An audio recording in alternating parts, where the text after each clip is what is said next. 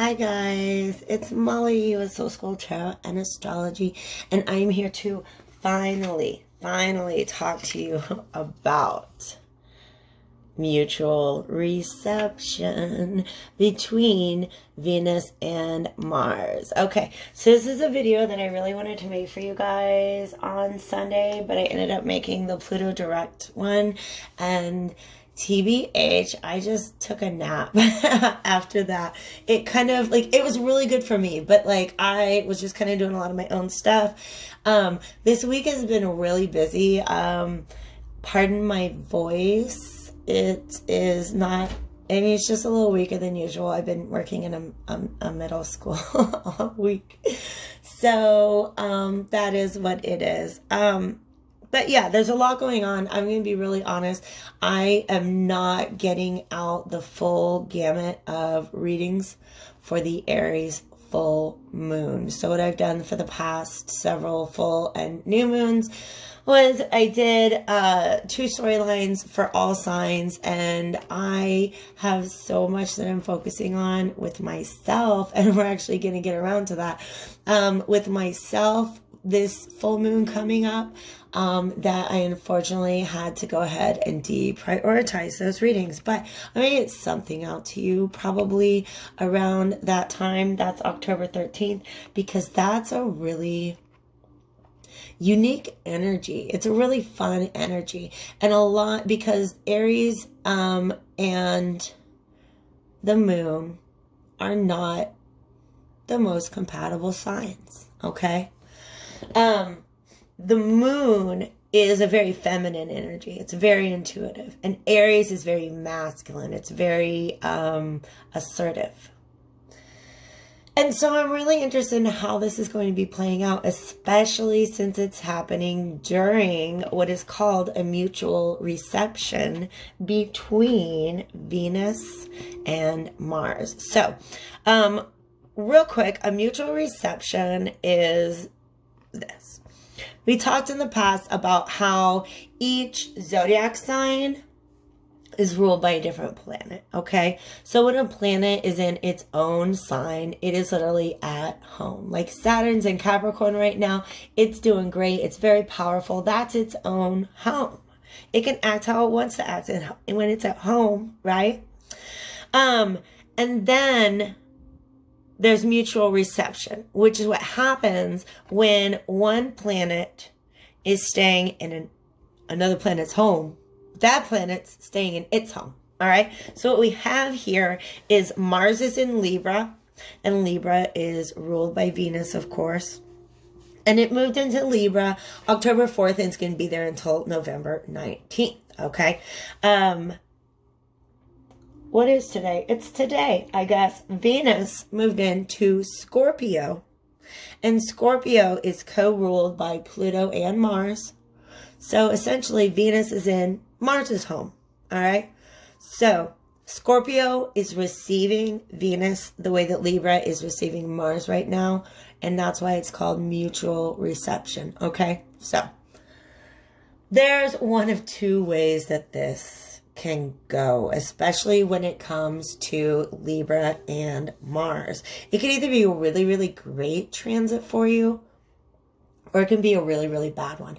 I really think that with Pluto Direct, whatever comes out of it, and Saturn Direct, we got so much good stuff. We're going through some of the rocky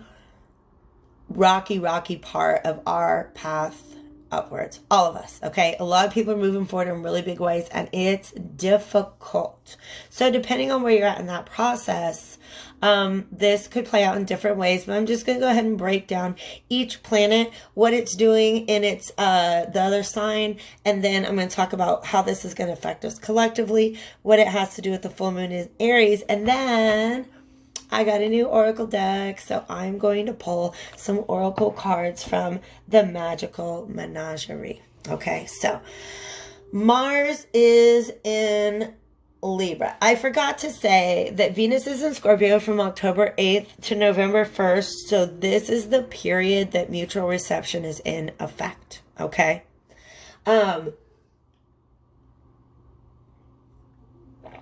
Mars is in Libra.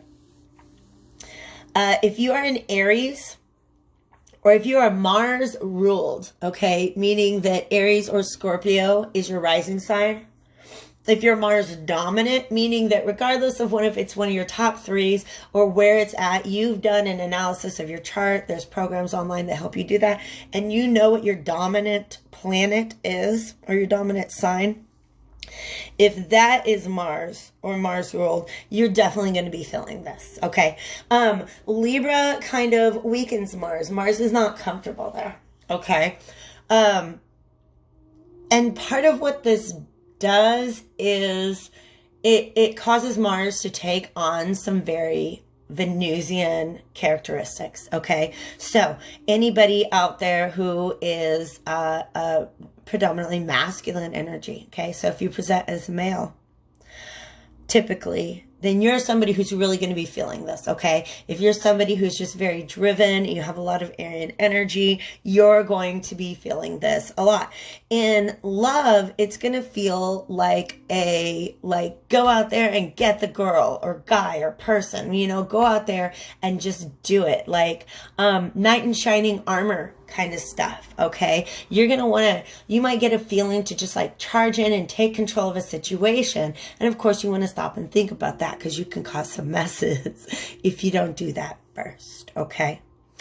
It could also provide, on the flip side of that, a more diplomatic and balanced approach to what are typically very Martian or Aryan energies, okay?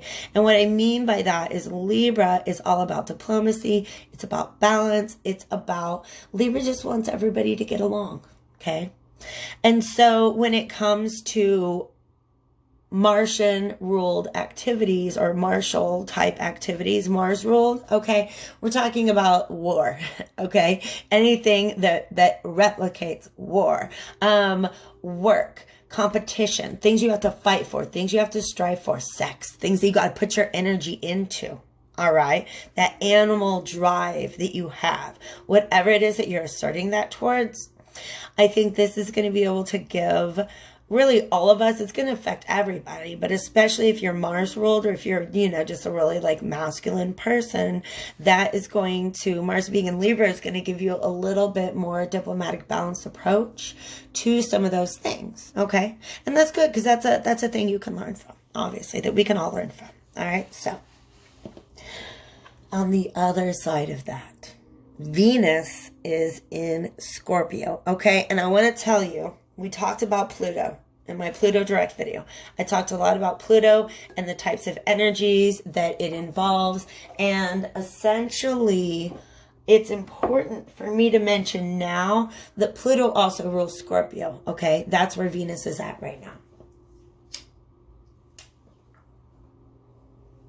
But before Pluto was discovered, its traditional ruler was Mars. Okay. I hinted at this before, but the three personal planets, Mars, Venus, and Mercury, okay, are essentially, can be reinterpreted, those same energies on the soul level equate to Pluto, Neptune, and Uranus, okay? So basically what Mars does, the way in which Mars manifests on the physical level is the way in which Pluto is capable of manifesting on the soul level, all right? So this isn't just like if Venus was in Aries, that would be just kind of like a let's go, go, go. Let's be in love. Let's go have fun. Let's, you know, make babies. Let's do all the things. Okay. We're going to do all the things that lovers do. This is more of it's just a much deeper energy. Okay, it's a much deeper Martian energy that comes with Pluto than you would get in, say, Aries, which is also ruled by Mars. All right, so Venus and Scorpio feelings are going to get deep. All right, really, really deep, sometimes old feelings. Okay, memories and old things might come up. This could be a time for second chances, okay? Like, this might be a time where you realize that you've changed enough, okay? That you're ready to revisit a relationship that couldn't happen before, or some aspect of a relationship, okay, that didn't work out for you before. Like, oh man, I really tried living together with somebody, but it was a wreck, and that was several years ago, and I think I might be ready to live with someone again. You know, something like that, okay? So definitely some transformations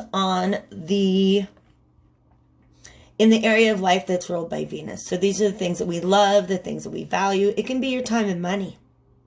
You might be transforming the way in which you're going to spend your time and money. Okay? Because you value them much more deeply than you did before. Okay? And you want to hold on to those. Scorpio is Taurus's 7th house. So if you're a Taurus, you got to watch out for those deep feelings, boo-boos. I'm talking to me too, all right? Things like that could be coming up. If you're a Libra, this could just be a really heavy energy for you, okay? Tauruses can handle some heavy water energy. Libras might have a hard time during this time period, okay? October 8th to November 1st. Now, the sun is going to move into Scorpio on the 23rd, and that's going to place 3 planets in Scorpio at that time. Okay, so it'll be Venus, Mercury, and the sun. So this is when we're really gonna start to feel like we're going through some tremendous changes, or we have been through some tremendous changes, and now we're ready to like revisit something. Remember that Scorpio is the death card in the tarot, and death is all about rebirth. It's about transformation from one state into another. It's the caterpillar becoming the butterfly. All right. So that's the general energy that we'll be getting from Venus in Scorpio. Yeah, you can just really kind of end up at the end of this time period having a very different view of what is important to you. Okay. What are you willing to catch some feelings about? Is it a new job? Is it a partnership? Is it a dream vacation? What do you want to put your heart into? All right. Yeah. So generally speaking, that's what we're going to be feeling with Venus in Scorpio. Now, collectively, what's going to happen with these 2 planets in these 2 places at the same time? Okay.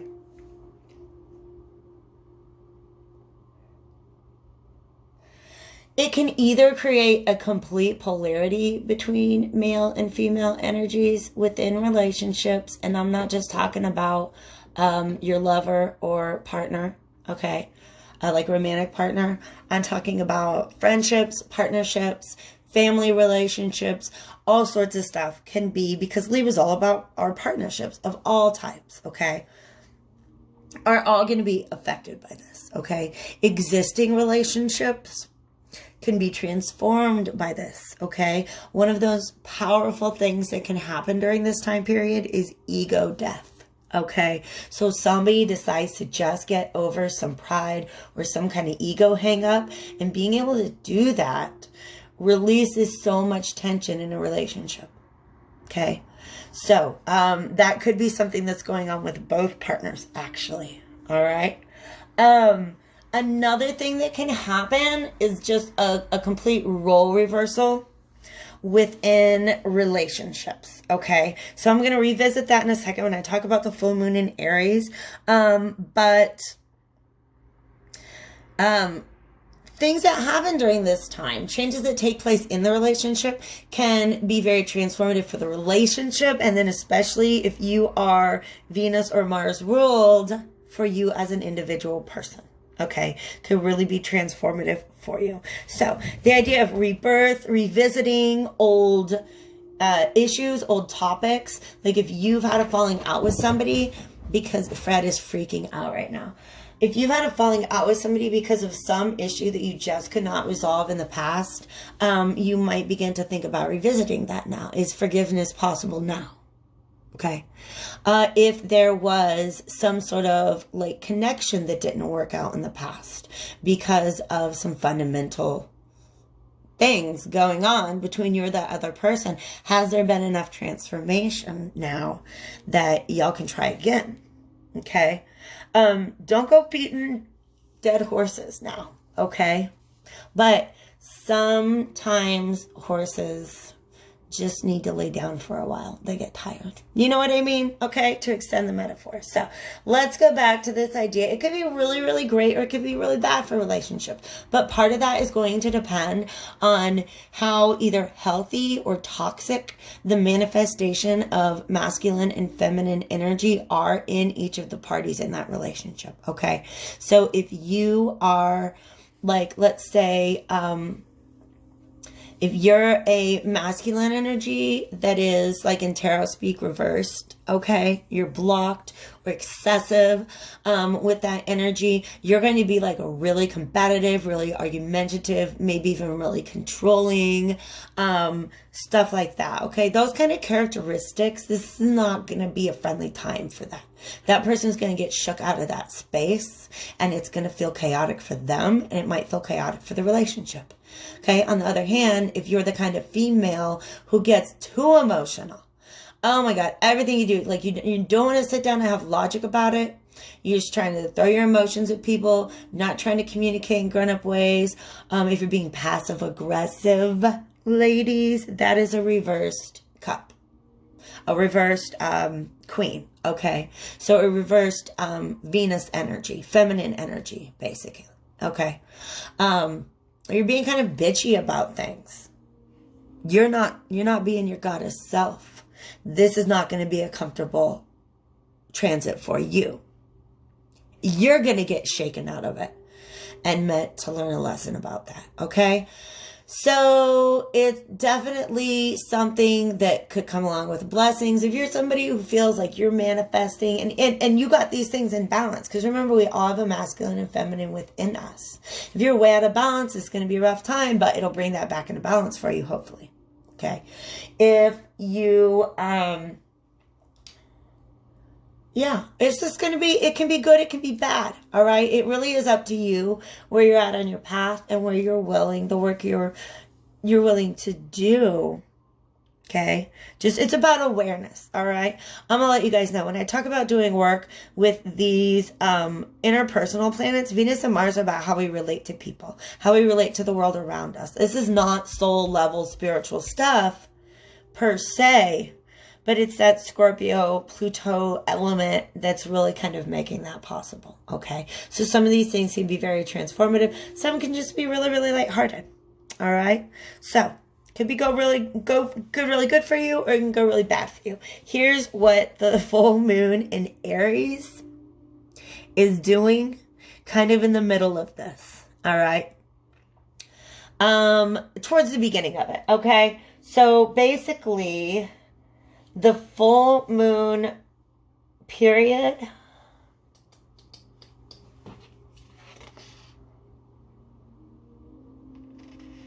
where's the next new moon? This doesn't have the new moon on it, and I am upset about that, okay? But basically, the full moon period following the full moon in Aries, that 2-week period is going to be most of this mutual reception. They're going to overlap a lot, okay? So the energy that comes with the full moon on the 13th is going to stick around for 2 weeks, all right? Now, this is something really significant, and I've been feeling this for a while now. Okay, that's why I'm drawing some oracle cards for you guys today. All right, I've been feeling this for a while. This full moon in Aries is going to be very significant on an individual level for the feminine and masculine energies, okay? What I've been sensing about this and trying to let people know is coming up is something that really goes along with this idea of these flipped gender roles, okay? So typically women, feminine energy is very, very intuitive, very, very receptive, whereas, and very empathic, very much concerned with other people. And I'll let you know, there's evolutionary biology between this, okay? Because early humans, specifically early humans, lived in groups where, and again, like start a conversation, share some resources with me. If you're curious about this, let me know and I'll send you where I got this information. I know there's always more than one side of the story, even when it comes to academic research, okay? But what I learned from evolutionary biology is that long ago, women would leave their tribe to go be with the tribe of their husband, right? So women who were really successful at bonding with a new tribe, if they had really good verbal and interpersonal skills, they thrived, they survived, they passed on their DNA. Okay. Same way with how women need to be able to remember where plants and trees are, because they were the hunter-gatherers. They were the gatherers of the hunter-gatherer societies. So they need to be able to have that map in their mind. That's why you can ask a woman where your socks are at and she can tell you exactly in the house without looking. Okay. So it's a stereotype, but it's a stereotype that's based in evolutionary biology. Just the same way if a man goes out on a hunt, he's got to find his way home. So men have a really good sense of finding their way back where they came from. And that's why they're too proud to stop and ask for directions. That's not a thing anymore because we have GPS now, but that's an old school stereotype that is, again, based in evolutionary biology. Okay, so men are typically very assertive and they evolve that way for a reason. They don't have to worry about building kinship ties. They just need to be able to hold their status within their society, because that was just the evolution for the humans. Women, however, need to be able to negotiate their status in society, and therefore they're typically raised, and it's a little bit of nurture and nature. Women typically are more in tune with how other people are feeling and what are other people's needs. Okay. But this full moon in Aries, let's flip the script. Women around the world, I'm feeling this in my energy so hard. Women are ready to pull back their energy to serve themselves. Aries is egocentric, and that's not in a bad way. It's ego-centered, okay? Aries is about the self. And there's so many women out there that are like, you know what, right now, I've been spreading all my energy and all my caring around to everybody else, and all my power I've been handed over to others, and now I'm going to bring it back home.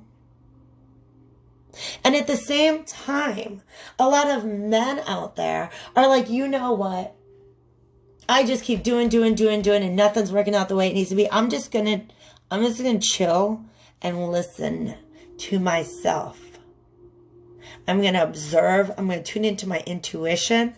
I'm going to get my feelings about some things. Not in a like, oh, get in the car, loser, we're going crying kind of thing. But just like, feel your feelings. And if that involves crying, there's nothing wrong with that, man. Okay, there's nothing wrong with that, man, at all. All right. So it's going to be powerful, this Aries full moon. Okay. It's not necessarily going to be a bad thing. I just think, be aware of it, be conscious of it, especially in your relationships. If you need space, ask for space. Okay. If you need your needs met in some other way, ask for it. Okay. I'm going to pull, these cards are so ready to come out. I'm going to go ahead and pull an oracle card. The first one, my advice for the divine feminine, for the feminine energies out there. Okay. Basically these they're a lot like, it's the magical menagerie. They're beautiful. I got it for like $10 on discount, newagebooks.com. And I got this book about the Celts that is dope. It cost me like $2. And it's this really great, legit, like academic history book about the Celts. I'm nerding out about it. This is by Mike Leslie and Eric Hotz. Eric Hotz is the illustrator. Mike Leslie wrote the book. And they just kind of like, they have all these interesting correspondences. There's about 1.5 pages about each one. You can read them reverse, but I'm not going to, because I am using them for advice cards. Like, what energy can you embody to help you through this time period? Okay. And also I want to learn to read them upright before I start throwing in reversals. So let's throw one out for my feminines. Oh, girl. Girl, look at you. Feminine energy. I'm already feeling it. Okay. Give me a second. I'm going to go to the book and read what the Undying is all about. All right. So let's see what kind of energy can we recommend for our masculines to focus on during this upcoming period.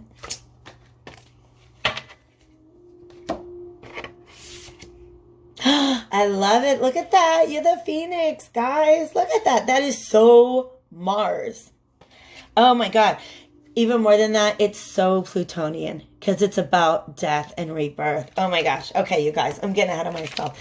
The Undying. Let me look this up. Thanks for being here for my learning journey. You know how I like to learn things.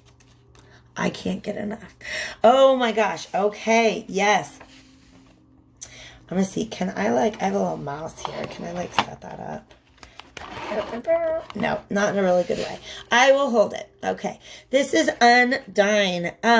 Feelings, emotions, connections, the unconscious, and dreams. So it really is about getting in that feminine space right now. All right.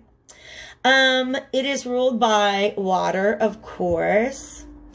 The Undying indicates close relationships, love, selfless devotion, and social harmony. Undying relates to personal empathy, sensitivity, and emotional support. This elemental also indicates artistic inspiration and expression, as well as the psychic arts and mysticism. So Undying is inquisitive and possessed of a deep longing to go beyond the confines of current experience. So it indicates that the deep unconscious is accessible and its images are ready to be deciphered. Guys, if you didn't read the dream work part of my Pluto Direct video, it's timestamped. Okay, so when I talk about dream work and meditation, I think that's what this is recommending to a lot of you feminines out there. Okay, like I said, Venus is not comfortable in Scorpio. The moon is not comfortable in Aries. All right. So if you begin to feel overwhelmed by an aggressive energy, just make sure you're bringing it back home to your little water space, to your moon space. All right. And checking in with your intuition and with your dreams. And girl, ask for some space when you need it, okay? And when it's time for you to go bathe naked in the marshes, you just tell people they need to buzz off right now. It's your bathing naked in the marshes time, okay? So, feminines, don't forget what is beautiful about your feminine energy as we are going through this rocky time. I have a feeling Phoenix are going to try to say the same to me, to the dudes. Let's see. It's a really pretty, you guys, the animals. It's basically like all mythological animals and stuff like that. There's a phoenix, there's a firebird, there's an eagle. There's just some really beautiful animals and the art is amazing. Ooh, this is pulling in that Plutonian element that I have been talking about. Revolution, change, but optimism. Remember I said, you guys, what Mars can manifest in the 3D level, like in this earthly plane, Pluto can manifest at the soul level. So a lot of us are going through that right now. The process of evolution and revolution. The fire primary, okay, so it's ruled by fire and earth. Okay. Fire primary suggests the revolutionary change through conflagration. What a word. Well, the Earth's secondary refers to the more gradual evolution. Okay, y'all get what conflagration is, right? It's like the poof, things just going up into flames. It's spontaneous combustion kind of stuff, okay? So fire is about rapid change versus Earth is all about really slow change, okay? So it's a balance of those two things. Phoenix therefore indicates a gradual development that suddenly reaches a crescendo of spectacular change. Initial appearances are therefore deceptive because nothing seems to be happening until the spectacular transformation capitalizes on the groundwork. Y'all are about to blow the heck up about something you started a long time ago. This process of change, you guys, and this doesn't come from the book, this comes from my mouth now, okay? This process of change you've been working on, you've been chipping away at for such a long time. There's going to be this huge surge of energy that's going to get you there. I am so excited for you guys. This is for the masculines. At this point, the caution and deliberation of Earth is rewarded in the crucible of change. So something you've been working on for a long time and committing yourself to, you finally get that change. Fire is all about change. Fire is a chemical reaction. It's all about change. So this bird is a sign that matters are about to reach a conclusion as long as impatience doesn't short circuit the process. Okay? I'm really excited about this now, you guys. But of course, I kept my beautiful cards upright. Okay? I'm looking for that positive message. All right? So feminines, don't lose track of your feminine energy. All right? Even if you feel overwhelmed, be willing and ready to go into your intuitive space and work on yourself. It's going to be good. It's going to be very, very healing. That water is so healing and it's cleansing. That's what she's doing. She's taking a bath. Okay? Gentlemen or masculines, whoever you are out there, okay?